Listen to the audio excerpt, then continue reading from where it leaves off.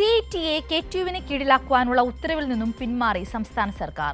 CETA സാങ്കേതിക സർവകലാശാലയുടെ ഘടക കോളേജ് ആക്കുവാനുള്ള സർക്കാർ തീരുമാനത്തിൽ നിന്നുമാണ് ഇപ്പോൾ പിന്മാറിയിരിക്കുന്നത്. പഠനങ്ങളൊന്നുമില്ലാതെ CETA കോൺസ്റ്റിറ്റ്യൂവന്റ് കോളേജ് ആക്കാനായിരുന്നു സർക്കാർ നീക്കം രാഷ്ട്രീയപരമാണ് എന്ന വിമർശനം ഉയർന്നതിന് പിന്നാലെയാണ് ഈ പിന്മാറ്റം.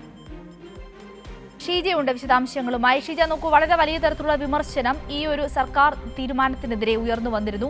പല മേഖലയിൽ നിന്നുള്ള ആളുകൾ ഈ വിഷയത്തിൽ പ്രതികരിച്ചു. അവരെല്ലാവരും മുന്നോട്ട് വെച്ചത് ഇങ്ങനെ ഒരു മാറ്റം നടപ്പിലാക്കിയാൽ അത് വൈസ് ചാൻസലർക്കും അതുപോലെ തന്നെ ചാൻസലർക്കും അവരുടെ സംഘപരിവാർ നയങ്ങളെ കൂടുതലായി നടപ്പിലാക്കുവാനുള്ളൊരു വേദിയായി CETA മാറ്റുമെന്നുള്ളത് തന്നെയായിരുന്നു. നിലവിൽ എന്തായാലും ഇപ്പോൾ ഇതാ സർക്കാർ പിന്മാറിയിരിക്കുകയാണ് ഈ തീരുമാനത്തിൽ നിന്നും.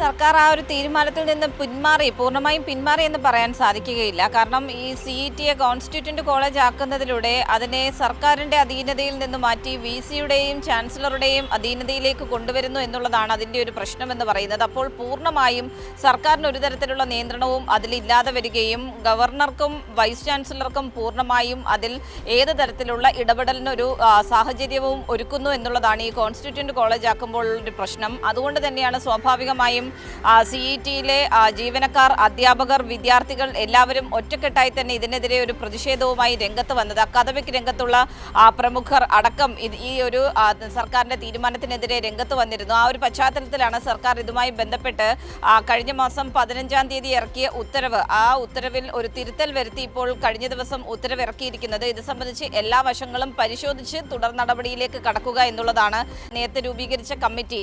ആ കമ്മിറ്റിക്ക് നിലവിൽ എല്ലാ വശങ്ങളും പരിശോധിക്കുന്നതിന് വേണ്ടിയുള്ള ഒരു നിർദ്ദേശം നൽകിക്കൊണ്ടാണ് ഇപ്പോൾ കഴിഞ്ഞ ദിവസം ഉത്തരവിറങ്ങിയിരിക്കുന്നത്. ഏതായാലും സ്വാഭാവികമായും ഇതിൽ ഒരു രാഷ്ട്രീയപരമായിട്ടുള്ളൊരു നീക്കം ഇതിന് പിന്നിൽ നടക്കുന്നുണ്ട് എന്നുള്ളൊരു ആക്ഷേപമടക്കം സർക്കാരിനെതിരെ ഇതുമായി ബന്ധപ്പെട്ടുകൊണ്ട് ഉയർന്നു വന്നിരുന്നു. ആ ഒരു പശ്ചാത്തലത്തിൽ ഈ പ്രതിഷേധങ്ങൾ കൂടി കനക്കുന്നൊരു സാഹചര്യത്തിൽ തന്നെയാണ് ഇപ്പോൾ സർക്കാർ തീരുമാനത്തിൽ ഒരു തിരുത്ത് വരുത്തിയിരിക്കുന്നത്. അതായത് നേരത്തെ ഇറക്കിയ ഉത്തരവിൽ തിരുത്ത് വരുത്തിയാണ് ഇപ്പോൾ ഉത്തരവിറക്കിയിരിക്കുന്നത്. ഇതിന്റെ എല്ലാ വശങ്ങളും പരിശോധിച്ച് അതിന്റെ തുടർ നടപടികളിലേക്ക് കടക്കുക. ഇപ്പോഴും ആ തീരുമാനത്തിൽ നിന്ന് പിന്നോട്ട് പോയി എന്ന് സർക്കാർ വ്യക്തമാക്കുന്നില്ല. പക്ഷേ ഈ തീരുമാനത്തിൽ നിന്ന് സർക്കാർ പിന്നോട്ട് പോകുന്നത് വരെയും ശക്തമായിട്ടുള്ള പ്രതിഷേധം തുടരും എന്നുള്ളത് തന്നെയാണ് CETA-യുമായി ബന്ധപ്പെട്ട് അവിടുത്തെ ജീവനക്കാരാകട്ടെ, അധ്യാപകരാകട്ടെ, വിദ്യാർത്ഥികളെല്ലാം ഒറ്റക്കെട്ടായി നിലവിലിപ്പോൾ പ്രതിഷേധവുമായി രംഗത്തുള്ളത്.